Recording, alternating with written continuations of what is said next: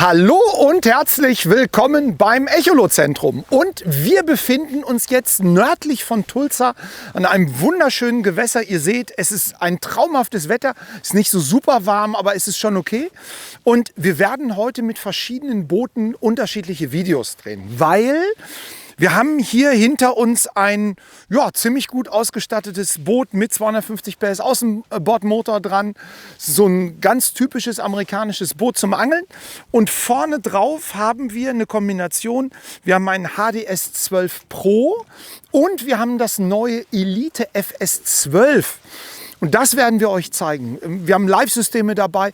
Wir wollen euch einfach ein paar schöne Echolot-Bilder präsentieren und ihr werdet eine Menge Spaß haben. Viel Spaß beim Zuschauen. Jetzt geht's los.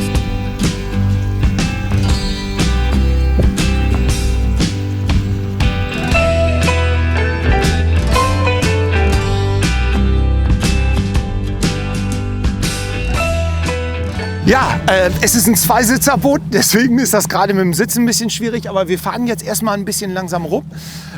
Ihr seht hier vorne zum einen ein Ghost, das ist der Lowrance Ghost Motor. Wir haben das obere Gerät, ist das HDS Pro, das ist im Prinzip ja die neueste Version von der HDS-Serie. Muss ich nebenbei auch noch was loswerden, weil ich habe mich da eben hier mit Jeremiah ist ja der Chefentwickler von Lowrance unterhalten, dass viele Kunden denken, dass das im Prinzip dieselbe Technik ist wie das Live. Es ist eine komplett andere Technik. Es ist das alte Gehäuse, aber wir haben mehr Arbeitsspeicher, wir haben mehr Prozessorleistung. Das ist ein komplett anderes Gerät. Das werde ich euch aber auch gleich zeigen mit ein paar Feineinstellungen. Also da wird auch vielleicht vieles an Informationen dabei sein, was ihr an euren Geräten nutzen könnt. Und das Besondere ist, das ist verbunden mit dem unteren Gerät. Das ist ein Elite FS in 12 Zoll. Ihr kennt ja das 9 Zoll Gerät. Jetzt gibt es ein neues 10 und 12 Zoll. Und man kann zum Beispiel ein schönes HDS mit dem Elite als zweiten Monitor verbinden. Und das ist das Besondere dran. Jetzt fahren wir erstmal zu der Position und dann schauen wir uns mal an, was wir unter Wasser alles so finden können. Ja, neben mir sitzt Jeremiah. Und Jeremiah, müsst ihr euch vorstellen, ist eigentlich der Chef der Sonar Division von Lowrance. Also wir kennen uns schon seit vielen Jahren. What was the first time we met here in Tulsa? 2010. And the second time 2015 yeah. And this is the third time, also das dritte Mal, dass ich hier in Tulsa, Oklahoma bin. Und es ist jedes Mal total geil, was man hier alles erleben kann. Und ich habe Jeremiah jetzt mal neben mich gesetzt und ihr seht, ich filme hier parallel auch hier einen 12 Zoll HDS Pro. Meine Fragen, die ich jetzt an Jeremiah habe, sind natürlich, was sind die Unterschiede zwischen den Geräten? Wie kriegen wir bessere Bilder? Hast du ein paar Tipps für uns? Und wir starten jetzt einfach mal, Jeremiah.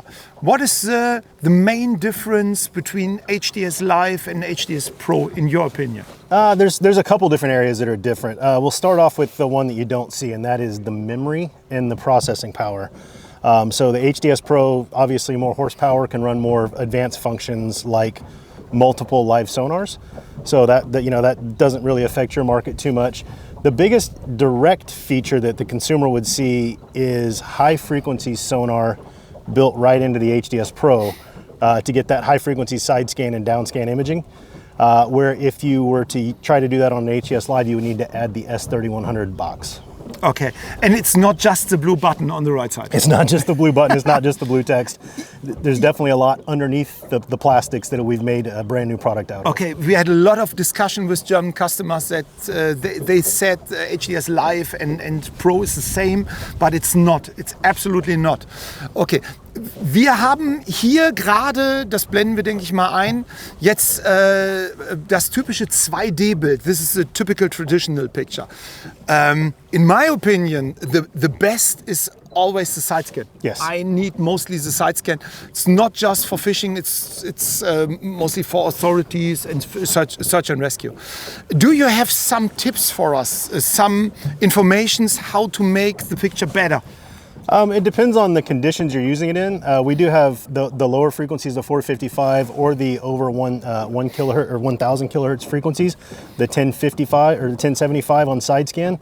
The difference really about making the picture better for you is the depth you're using it.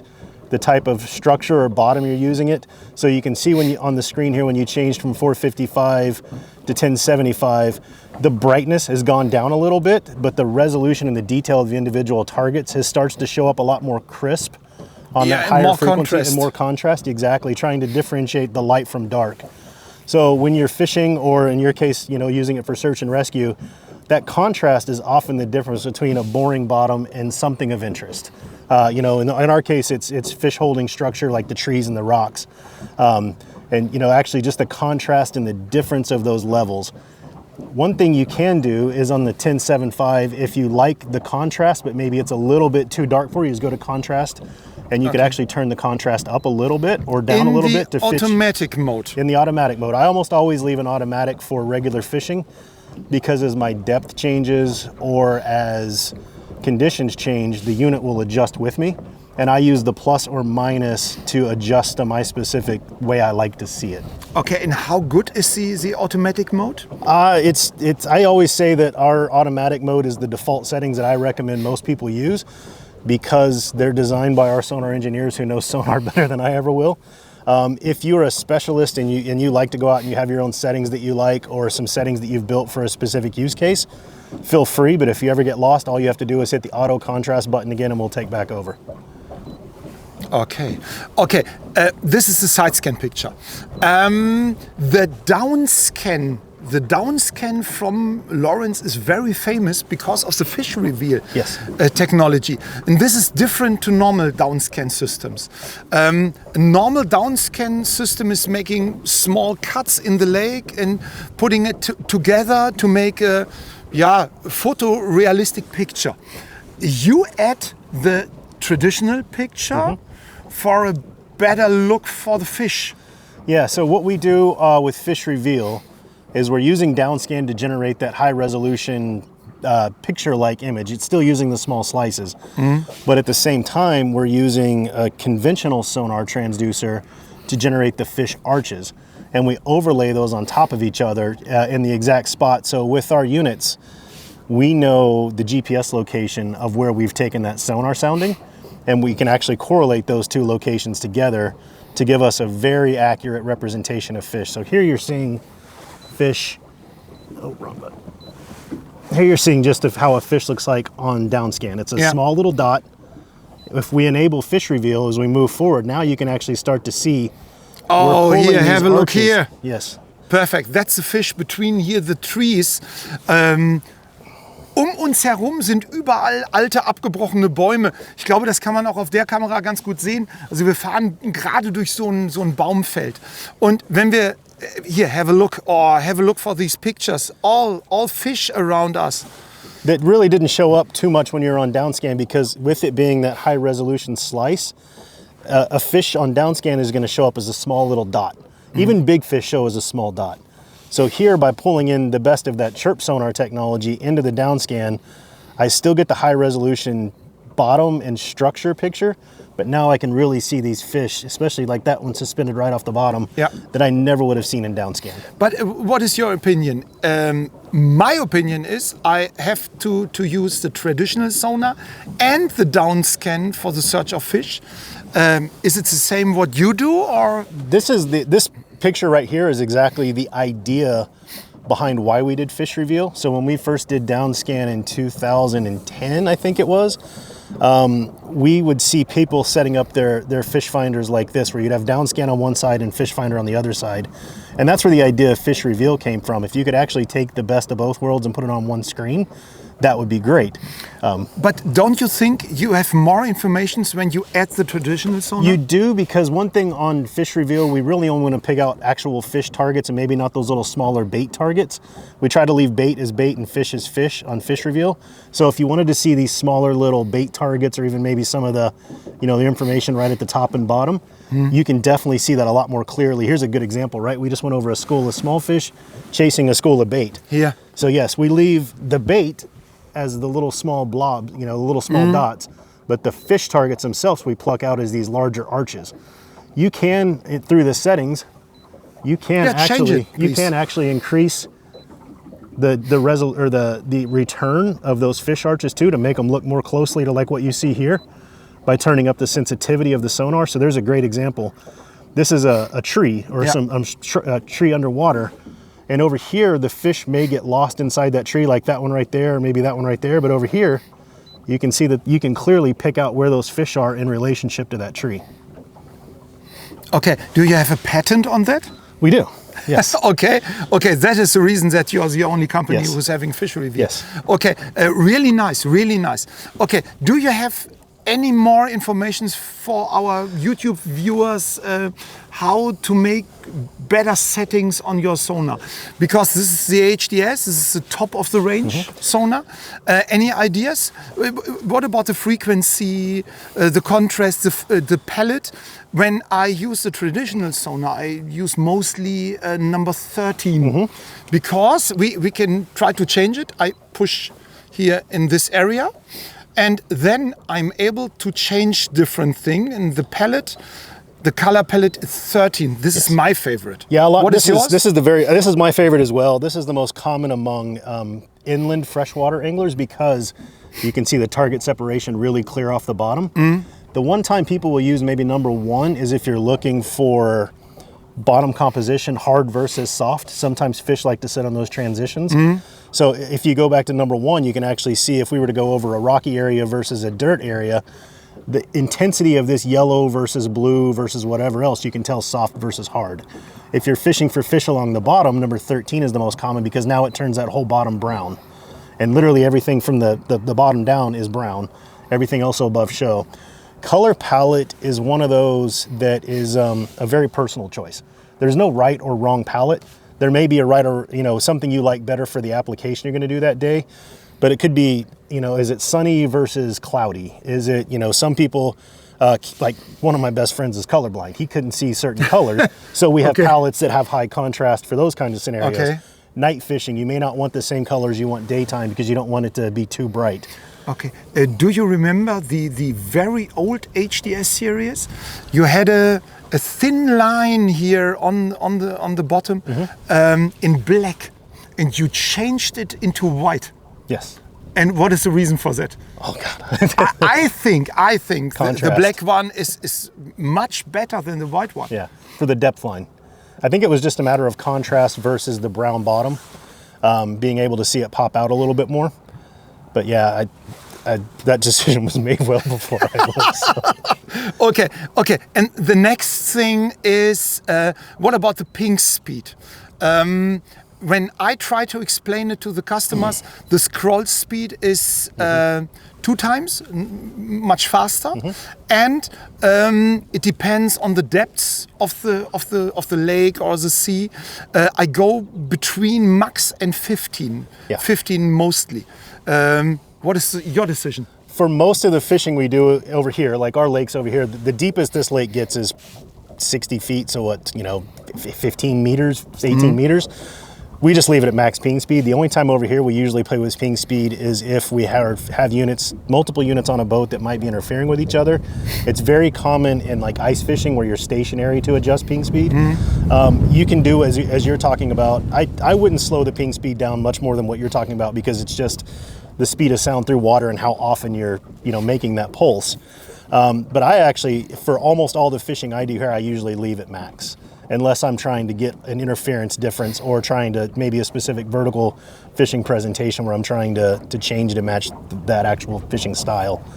Okay, and can you explain why you can't change the speed of the display, the scroll speed on the downscan and SideScan? Yeah, those are set because that is the way that we get the best resolution. Most people when they're using downscan or SideScan, they like to see images actually as they are in the trying to think the format or the aspect ratio that they're designed to be shown.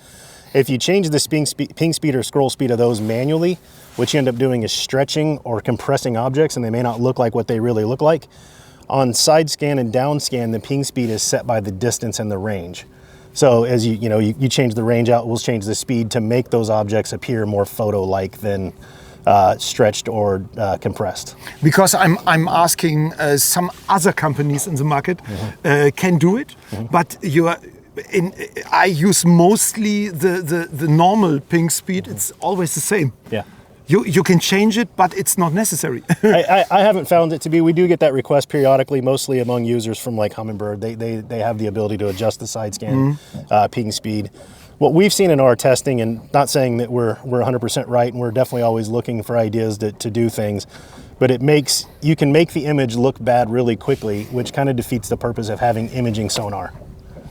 Okay, ja, wir werden jetzt noch mal ein bisschen durch diese Bäume durchfahren und ich werde jetzt mal versuchen, also wir stellen das einmal komplett ein, wir versuchen die perfekte Einstellung zu finden und dann werden wir mal schauen, wir werden mit dem Anker, mit dem Bootsmotor, mit dem Ghost werden wir ankern, dann werden wir mal mit dem Active Target 2, you installed the Active Target 2 on that boat. Okay, wir werden das jetzt mal ausprobieren und werden uns mal anschauen, wie das aussieht in dieser Kombination mit Active Target 2, mit Live und dem 2D. Ich möchte natürlich jetzt Informationen an die Hand geben, die es vorher noch nicht gegeben hat. Und wir haben gestern, wir haben heute da sehr lange drüber diskutiert. Und jetzt gibt es meiner Meinung nach, den Tipp des Tages. Wenn ihr ein richtig gutes Gerät haben wollt, HDS Pro. Die sind jetzt gerade aktuell in der Werbung. Der Preis ist also super, das ist überhaupt gar kein Thema. Wenn wir ein noch besseres traditionelles Bild haben wollen, Tipp des Tages Nummer 1, installiert zusätzlich den HST WSBL Geber. Das ist ein relativ alter Geber, der hat aber den Kristall sehr nah an der Außenhaut platziert. Das bedeutet also, er muss weniger Material durchströmen mit dem Schallsignal, macht sehr schöne, scharfe Bilder. Bitte aufpassen, ihr müsst diesen Geber direkt neben den HD-Geber, den SideScan-Geber installieren, damit es auch dieses schöne FishReveal-Bild gibt. Wenn ihr die absolute Perfektion wollt, und wir haben immer wieder Kunden, die danach fragen, dann nehmt 12 oder 16 Zoll, 10 Zoll geht auch noch, aber 12, 16 Zoll ist schon geiler. Und dann nehmt ihr bitte die S3100er Box, da steckt so viel geile Technik drin und ihr habt mit dem, und ich muss es mir wirklich, ich habe mir ein Foto davon gemacht, ihr nehmt bitte den Active Imaging HD 3-in-1 High Wide SideScan FishReveal Geber. Da sind wir uns jetzt alle einig, das bringt uns das beste Bild im 2D Downscan Sidescan und dieses FishReveal, ich zeige euch das mal hier, dieses FishReveal, wo man Fisch-Neonfarben eingeblendet hat, das gibt es sogar im SideScan. Und ich versuche euch das mal, ja, das können wir gar nicht, we can't show it right now because we are not having the right transducer. We'll get on a different boat that has it. Okay, we change the boat. Wir werden das Boot jetzt mal ausprobieren, das andere Boot. Aber dann können wir es euch vielleicht mal zeigen, wie geil das ist mit FishReveal im SideScan. Wir sind jetzt mal nach vorne gewandert zu den beiden Displays. Man sieht hier, ich filme das mal mit der zweiten Kamera ein bisschen mit, man sieht hier oben das HDS 12 Pro und unten sehen wir die Weltneuheit, das ist ein Elite 12 FS. Die sind beide verbunden über Netzwerkkabel miteinander, also im Prinzip wird das Bild aufgeteilt. Und Jeremiah, can you explain what is the difference in the units? Is there a different resolution on the screen, or what is the main difference between the units? We'll start with the similarities, right? So you asked about the resolution. These are the exact same LCD panel. So these are the exact same screen, the exact same resolution. So the image you see on an HDS Pro, you're going to see on an Elite FS. I'm going to steer us around a little bit here, but basically, yeah, so it's the same screen, the same resolution. The differences you'll see are around the processing power. So this is going to be a little faster, a little snappier, so that allows this to do things that an Elite FS cannot do. You cannot split screen a live sonar on an Elite FS, where you can on an HDS because it's got the processing power. It can run all the different videos. Okay. When you talk about physical differences, obviously the keypad is an obvious one, right? You have a full keypad here with the pre-programmable keys. You have all the different, home button, zoom in, zoom out, full directional. On an Elite FS, you have zoom, you have pages, you have a waypoint button, and you have one programmable key. So if you wanted that to be, start or stop a sonar, or to raise or lower a shallow water anchor or something like that, you could program one key. On the HDS, you have 3 of those. Card slots, Elite FS has 1.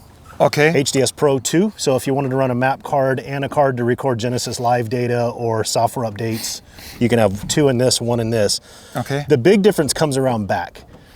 HDS Pro has dual Ethernet connections, so you can use it as a network switch. Elite FS is a single, so you could connect it to a live sonar. You could connect it, as we have here, to an HDS Pro. If you have it in a bigger system like this, it needs to be the end of the network. It needs to be the last thing, because it's only got one. And then we were talking earlier about dual sonar ports on the HDS, where you could plug in 2 different transducers. On the Elite FS, you just have the one. So very capable unit, but not as powerful and as flexible as you would have with, say, an HDS. Okay, and what do you think about the solution? You buy a HDS Pro and as a second screen, just the Elite. Fantastic. Fantastic? Yes, fantastic, really? Yes. I thought your opinion is buy 2 HDS. Well, of course, my mortgage would like you to buy 2 HDS, but as an angler, as a fisherman, this is a setup I would have any day. Okay. Okay, and I never heard that this is the same display. Exact same display. The same brightness, everything is the same? Same brightness, same contrast, same coatings on the screen.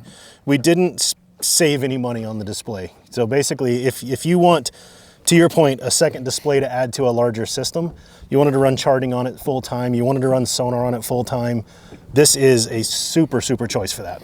Okay, and I saw yesterday a picture that you are able to connect the S3100 box to the Elite. That means if you want to change to a better system, you can add the box? Yeah, you could start off with the Elite, and then if you decided you wanted that more premium sonar and features that you would have from an HDS, essentially you could make the Elite into an HDS without the extra keypad and without the extra card slot. And please try, don't kill us. Yeah, I was trying to, that's what I look for solid things and move away from them. Okay, yeah, perfect. Okay, and please try to explain for our viewers some difference in settings. What is your best color palette for fishing, in your opinion? Again, I usually go between 2 different color palettes. I usually like this gold, number 5, or I like number 1. I think those give me personally, for my eyes, the best contrast. I also never go outside without my sunglasses, so I like those kind of the contrast you get from there. A lot of people really like this number 3. If you're looking for shadows, like if you're trying to see the difference in a piece of structure standing up and if it leaves a shadow or if a fish is, sometimes this is the color palette when you see videos of fish and you can see their tails move. This is that color palette. And we have to change the position. Please do me that favor. It's a brand new boat too. I don't think our company would like it if I wrecked a brand new boat. But yeah, really, color palette is personal preference. There are some in here that I do not like at all personally, but I understand why they're in there. We've got some of these that I don't think look great. But if you're looking for suspended fish, and this is a bad spot to show it because we have all these trees. This is very often from German fishermen. Yes, you look for suspended fish in a wide open area. The fish on this palette really just show up, that one or this one, right? If you're looking for detail, color, and contrast, that's where you get back into the other one. So these are more similar to what you would have with like SideScan or downscan in terms of contrast and colors. These are more similar to what you'd have with sonar. Okay, and what is your opinion for noise filter? I usually in all different kinds of sonar, traditional and so on. I try to switch it off. I try to switch off if I can. So there are instances where you need to have the noise filter because that's why they're there. But I usually leave mine off or on low. I usually don't turn them up too high. When you filter out noise, you also can filter out small targets. And as an angler, the small targets are almost as important as the big targets, right? Because they tell you so much about the habitat you're in. Are there small bait fish around? If there are bait fish around, that's typically what the big fish are coming to eat, right? So I usually like to leave noise filters off or low, but I usually don't go, if I need to go high, if I do have noise on a boat, I'll turn it up, but I usually don't go much higher than low. Okay. And let's find some fish. Sure. Please do me that favor and let's try it. It's usually right as we get into the trees is where we'll start to see some fish this time of year. Actually, there are a few small ones suspended right out in front of us here. So here's a tree in front of us. There are some really small fish. There's a nice little decent one right there. But as I kind of look into these trees, again, some small ones. There's a good one on the back side of this tree that we're actually drifting into right now. I'm going to go ahead and go out this way. Again, brand new boat. If we were on the old boat, I'd drive it right through there, but the new boat I kind of don't want to beat up too bad. So we'll get on the other side of this and look around.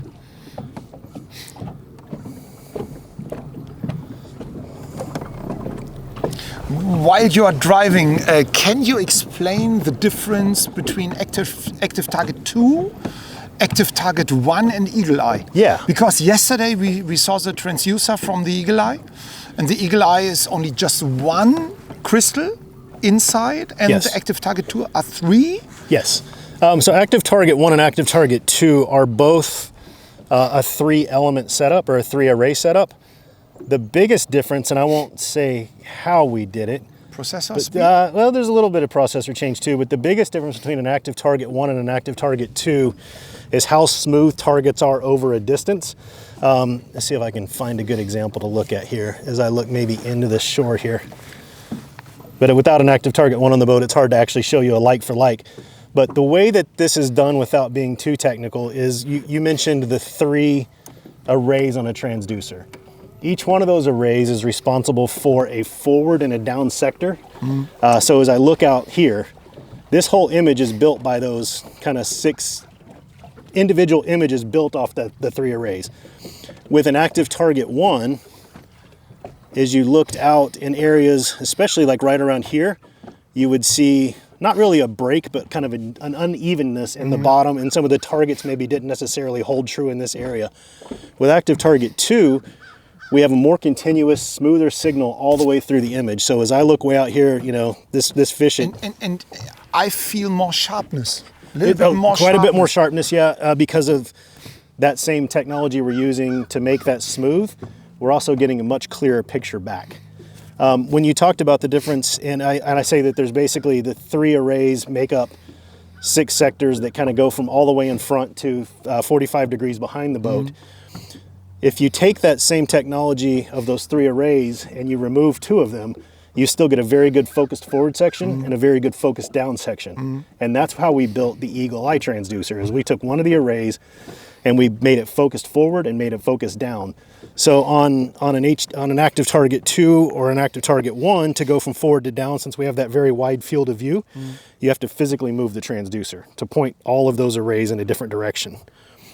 With Eagle Eye being dedicated forward and dedicated down, you never have to actually touch the transducer to change the view. You just go in the menu and you pick the view you want. Yeah. So you have less field of view, but you have a much more simple to operate product. Yeah, and I was very surprised about the quality It's of the Eagle Eye. fantastic. Yeah, the picture quality, the display. I never expected that kind of quality in that pricing. Yes. Because it's not very expensive for a 9-inch display.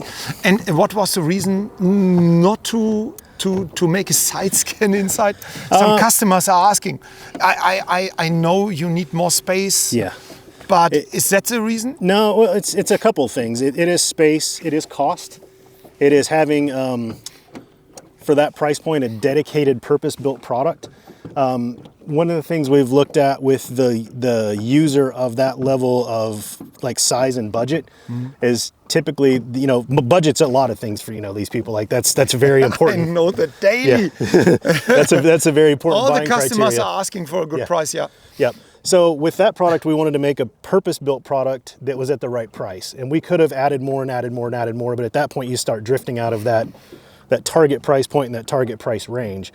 One thing we have seen, and we've gotten feedback from customers as we started to reveal the product, is on a boat where you might have a small boat, you know, maybe not a setup quite like this, like a tournament style boat, but where you actually had a fish finder at the steering wheel at the helm and then a fish finder on the bow.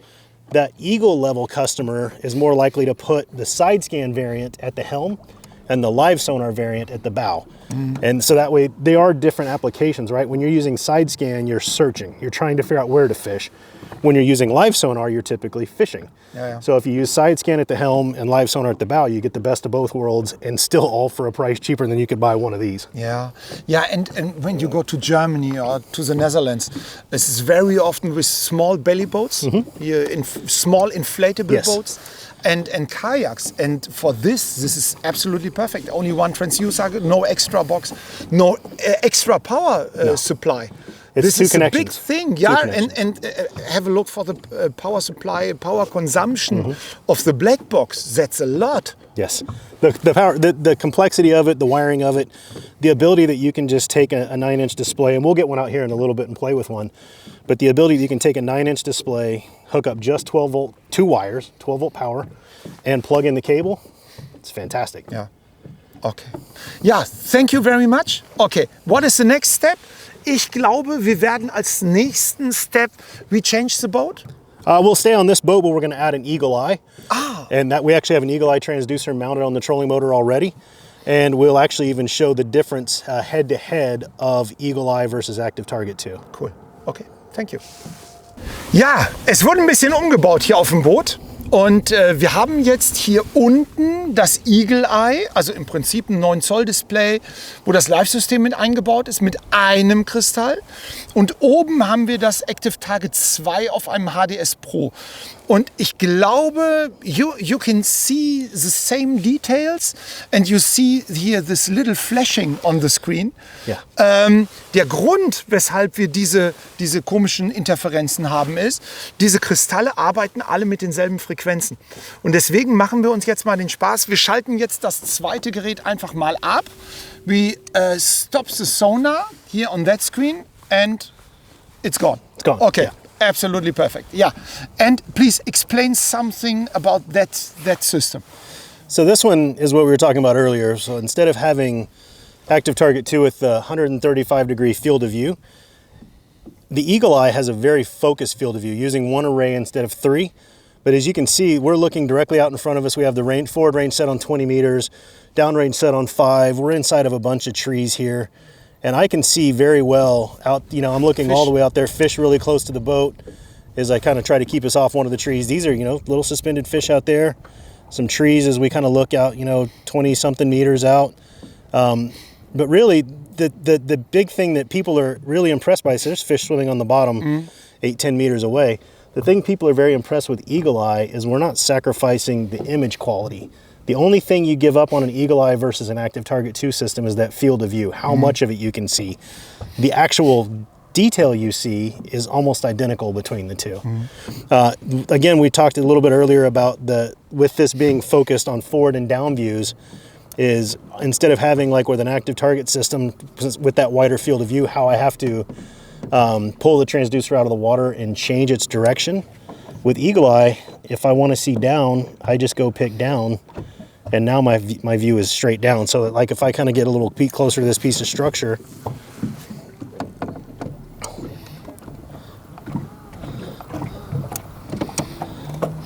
and how can you fix the problem with heating, overheating? There's no real overheating issue with this because the transmission and everything is in here, and the transducer itself is in the water. So there's really no issues with overheating on this. With the active target 2, we have it in that big aluminum box, and that is to help dissipate heat. That is from running 3 of those different arrays, the 3 of those things that we have to process 3 times, send the transmission and the reception, process it into a video. So that requires a lot of heat dissipation. With it just running the single array, obviously all of that effort is cut by 1/3. Okay. So we really don't have a heating issue, a need for a metal box or a metal unit with this. It's all built in, and it just handles, very well itself. And what about the power consumption? The power consumption of this, of just a standalone eagle eye, is not really anything more than what you'd have from an Eagle 9 with triple shot. We're still using the internal transmitter and receiver. There's no external module. I don't remember the exact spec, but it's going to be sub 2 amps is what you're going to have. Yeah, you don't need an extra diesel generator on no, the boat. No extra batteries, no extra diesel generator. This is perfect for that small boat, the kayak, the belly boat. Anything where you just have a single battery that you want to go connect up to. You don't have room to mount boxes. The spot you're sitting on the boat is full of the boxes that run this system, which again is a necessity given all that we're doing with it. But for this very entry-level system and the great little focus views we have, you don't need the box, which is huge. Okay, and color palette, settings, everything is the same? Everything would be the same as what we've talked about on active target 2. Obviously you have forward range, down range, or contrast.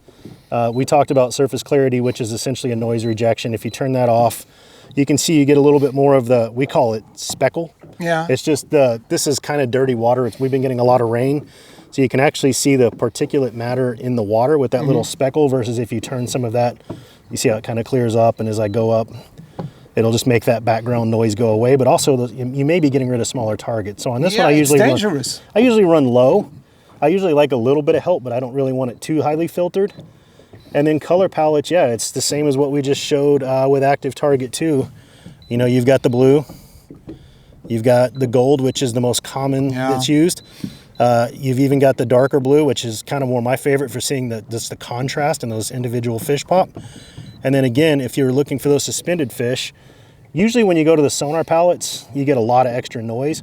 I like to go at this point and turn the contrast down just a little bit, because it starts to turn some of that away, and I can actually now start to see more solid targets and only see those solid targets.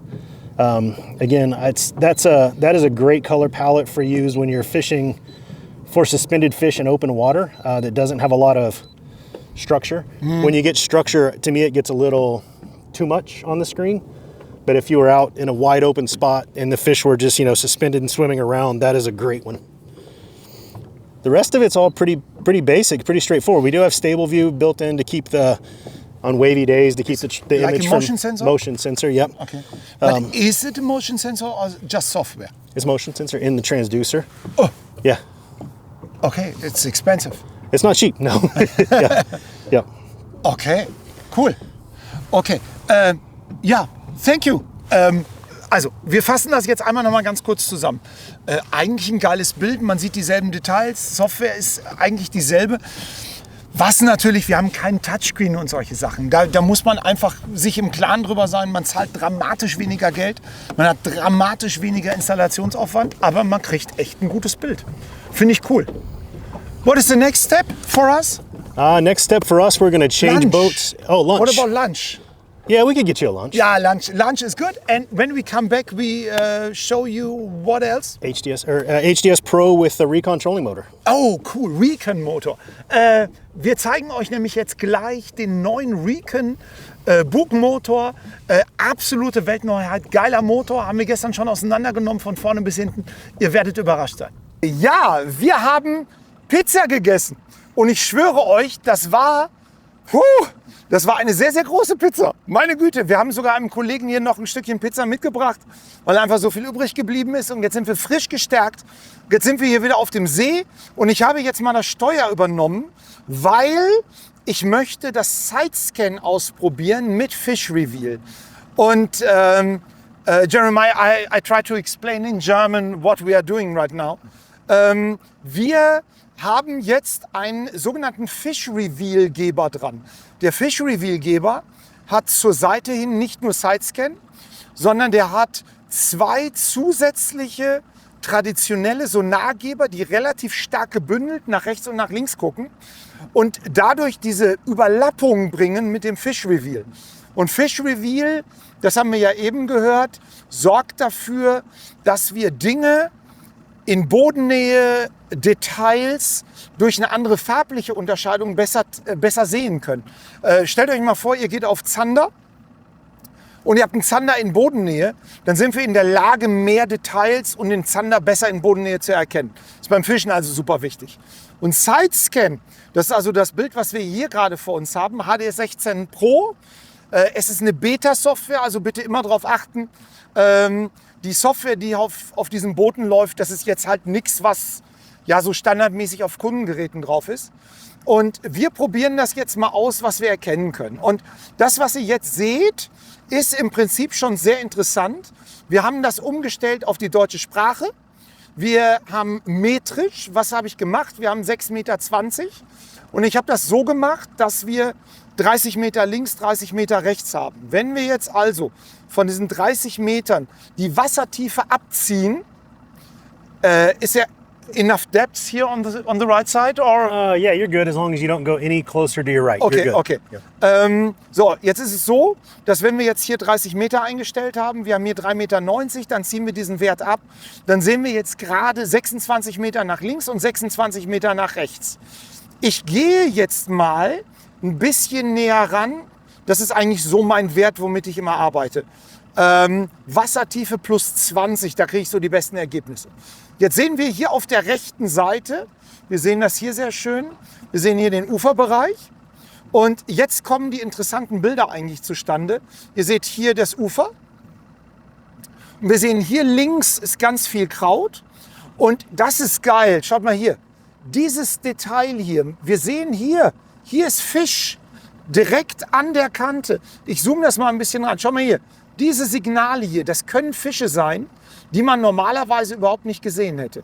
Und was ich auch sehr, sehr interessant finde, wir können diese guten Bilder mit 455 Kilohertz machen. Jetzt schalte ich mal um auf 1075 und jetzt fällt euch auf, dass alles dunkler wird, aber wir haben mehr Kontrast. It is very interesting that we receive so good pictures with 455 kilohertz. The last time we had it was 15 years ago. Yes, 455 is fantastic on this transducer. You were just, I think, saying that when you switch to 1075, you get a lot better contrast and maybe not quite as bright of a picture. But on 455, it is really beautiful and you get really good contrast. Better than anything I think we've ever done on that frequency. Yeah, crazy. And what is the reason? Why? Because everybody is working with higher frequencies to get a better resolution and a better quality. And this is the opposite way. It's really down to the transducer design and manufacturing that we do. And then the elements that we chose specifically. I don't want to go too much into the details and tell our competitors how to do what we've done. It's okay, it's okay. But, aber hier, schau mal hier. Oh, schau mal hier. Da links, was Kleines in Bodennähe. That's what we need for fishing. That's cool. Here, on the left side. This is a good example. Like you've gone from a really rocky area to a mostly flat, sandy area. And so finding those individual targets, whether it's structure or fish, on this flat bottom is exactly how you'd come and fish a part of the lake like this. Okay, and I try to explain it in German for the customers. Because, schaut mal hier, jetzt nehmen wir mal an, ich werde jetzt einfach mal aufstoppen. Jetzt stellt euch mal vor, wir haben hier etwas Interessantes gefunden. Es gibt verschiedene Möglichkeiten, wir können uns das näher angucken. Also wir sehen, hier ist ein Fisch mit einem kleinen Schatten dahinter. I think that could be a shadow behind and a fish. And this is the FishReveal with the traditional sonar looking to the side. He's looking with 200 kilohertz? Yeah. Around that area, okay. Yeah. Und wenn wir jetzt diese Position haben wollen, dann können wir zum Beispiel sagen, ich möchte genau an diese Stelle einen Wegpunkt setzen. Also, wir sagen jetzt einfach mal Fisch 1. This is Fish number 1. Bestätigen das Ganze. Oh, da machen wir noch was ganz Cooles. Jetzt schauen wir mal eben kurz, wo haben wir hier Fischis? Hier, Fisch. Der Fisch mit Glubschauge, speichern. Und jetzt können wir sagen, jetzt schalten wir im Prinzip um auf die Karte. Und jetzt sind wir in der Lage, jetzt hoffe ich, dass er das eben kann. Wir haben das Gerät eben neu gestartet. There may not be a chart. Ja, das ist noch eine Beta-Software. Auf jeden Fall haben wir dann unter Wasser die Stelle markiert. Und das ist der entscheidende Punkt. Wir können SideScan nutzen, um weit zur Seite zu gucken und um ganz, ganz viele Details zu bekommen. Was wir jetzt mal machen, is it possible to drive through the woods? Yeah, okay. You can go either on that side or on that side, but either way. Okay, just don't go right at the directly big to ones. the tree. Just don't go right into the big ones. Okay. And if you bounce off something, we're going slow, it won't hurt anything. Es ist nämlich hier sehr, ja, es ist ein bisschen tricky. Ich zeige das auch mal hier. Schau mal hier die ganzen Bäume, die wir hier haben. Is it okay hier? Yep. Okay.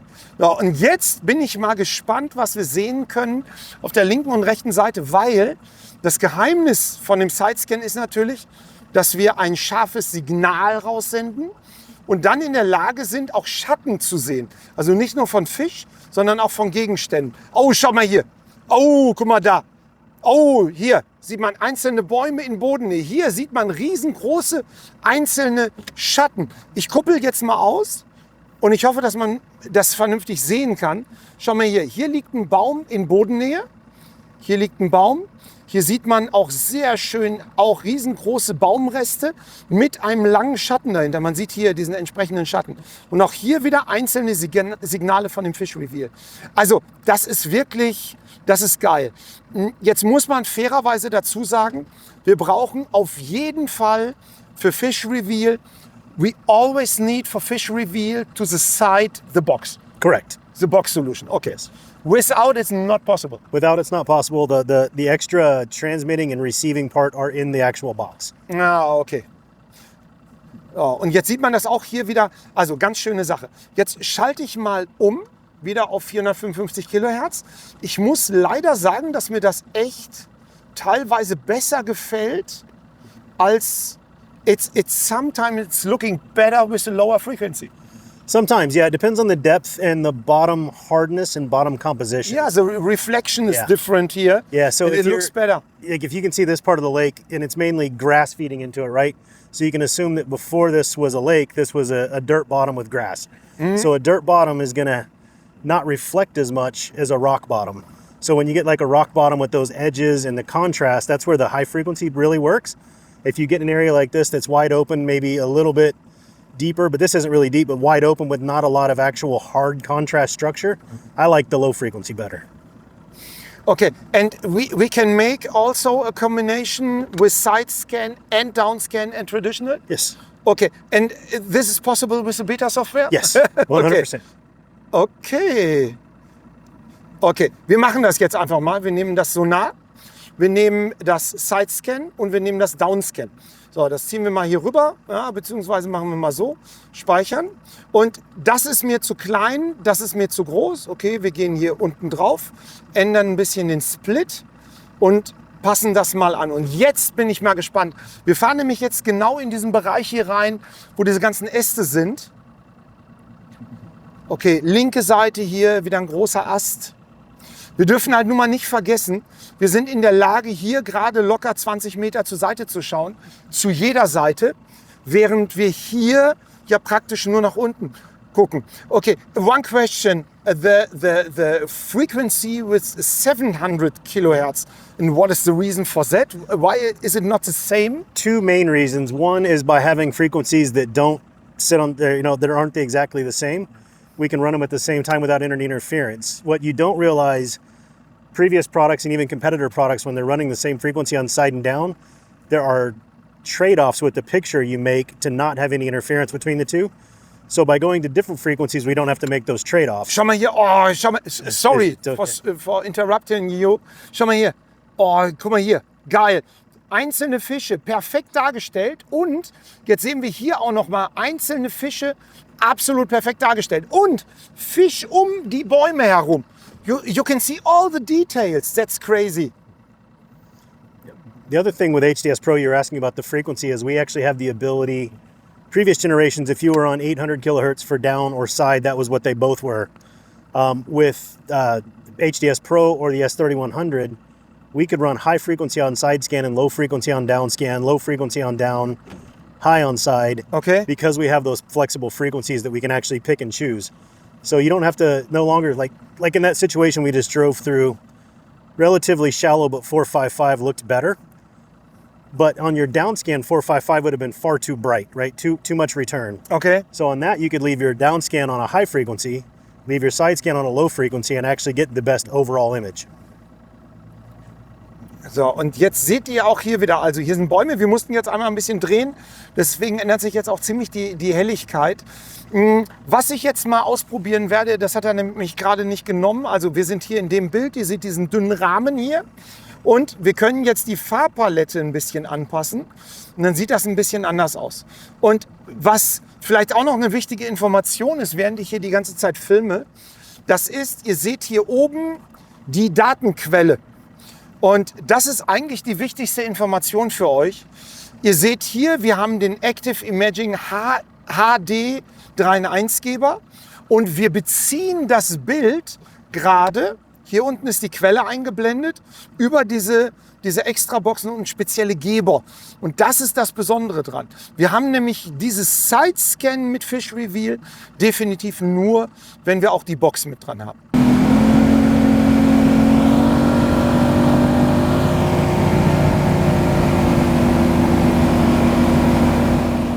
Das Beste kommt zum Schluss, das habe ich euch versprochen.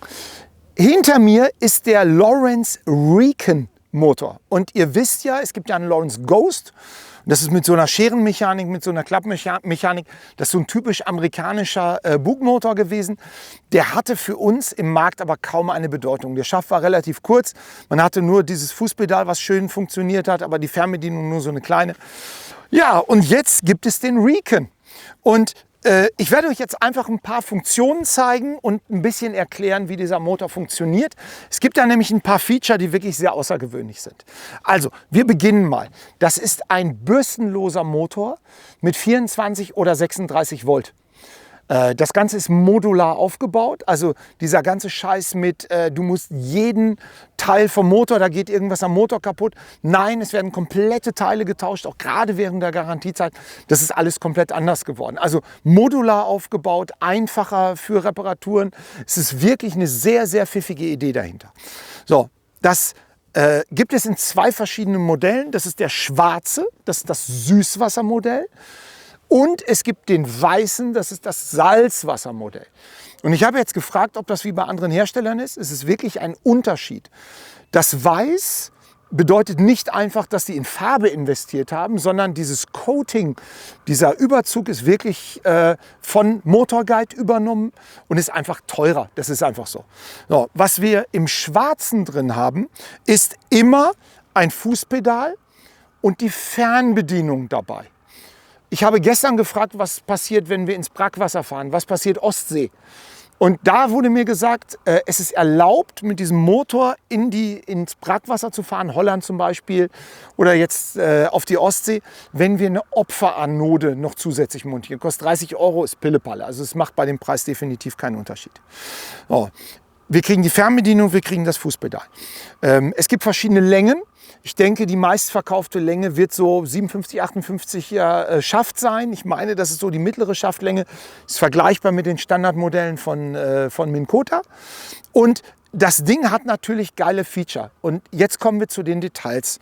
Also zum einen, und ich sage gleich dazu, da ist eine Beta-Software drauf. Also das wird nicht so perfekt laufen, wie ich mir das wünsche mit einem Serienmotor. Also wir können rechts-links fahren. Alles über diesen Joystick, den wir hier haben. Wir können den Motor anschalten, wir können Gas geben, wir können vorwärts fahren, wir können rechts, links. Und es gibt noch ein paar sehr, sehr interessante Feature, wo wir in der Lage sind, bestimmte Funktionen zu machen. Jogfunktionen, versetzen und sowas.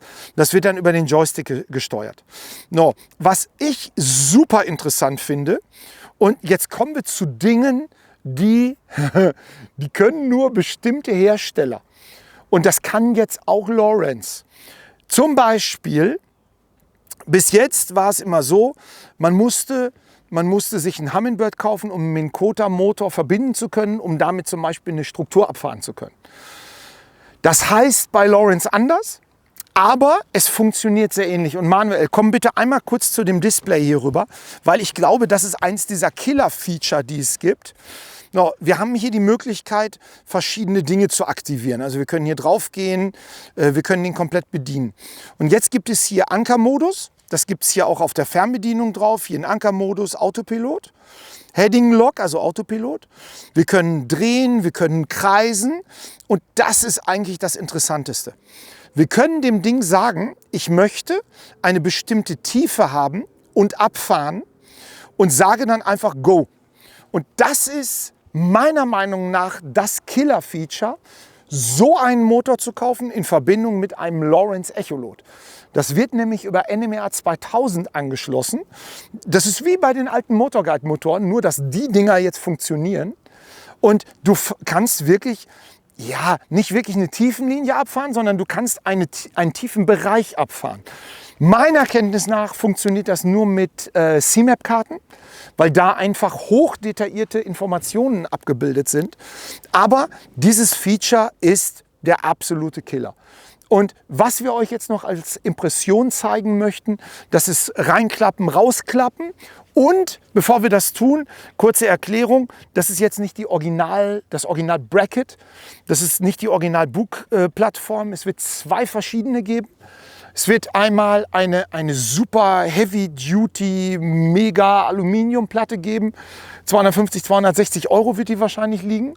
Und es wird diese typische Kunststoffplatte geben, die kennt ihr auch von anderen Herstellern. Ich denke, die wird so bei 150, 160 € liegen. Gibt es in verschiedenen Farben. Ich denke, für unseren Markt in 90% aller Fälle wird es der schwarze sein mit einer schwarzen Plattform. Und wie das Ganze einklappt, wie es ausklappt, das werde ich euch jetzt zeigen. Etwas, was ich, bevor ich es tue, einmal kurz erkläre. Wir hatten früher ja immer das Problem, dass bei bestimmten Marken, du hast das Ding eingeklappt und der Motorkopf steckte nicht in die richtige Richtung. Der drehte sich nicht mit. Das ist jetzt anders. Also ich drücke hier drauf und ihr seht, der geht jetzt in diese Position. Und jetzt kann ich einfach den Motor nehmen und einklappen und reinziehen und verankern. Das ist alles, was nötig ist.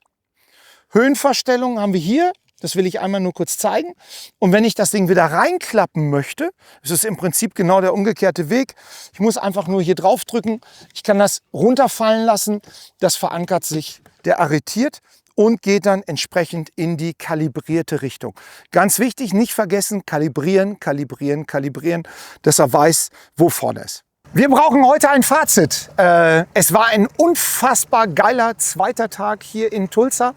Wir sind hier auf einem kleinen Stausee gewesen. Der hat in der letzten Nacht unglaublich viel Wasser bekommen. Deswegen werden wir morgen hier nicht angeln. Wir werden zum Grand Lake fahren. Da bin ich schon mal gewesen. Ein riesengroßes Gewässer, ist ein bisschen nördlich von Tulsa. Was hat das heute alles gebracht? Also, wir haben uns angeguckt die Echolottechnik. Wir haben uns angeguckt das FishReveal im SideScan. Wir haben ein paar, ich denke, ganz interessante Informationen gehabt, gerade zu den Möglichkeiten mit dieser S3100er Box, auch das Eagle Eye.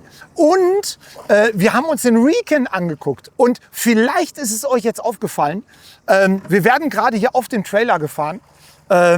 Wir steigen also jetzt gar nicht mehr ab, sondern lassen uns kutschieren. Wir fahren mit dem Boot gerade auf den Trailer. Er gibt jetzt noch ein bisschen Gas und in der Schlussszene müsst ihr uns jetzt begleiten und ein bisschen zuschauen, wie das hier läuft, wenn das Boot geslippt wird. Bis morgen, wir sehen uns zum nächsten Video.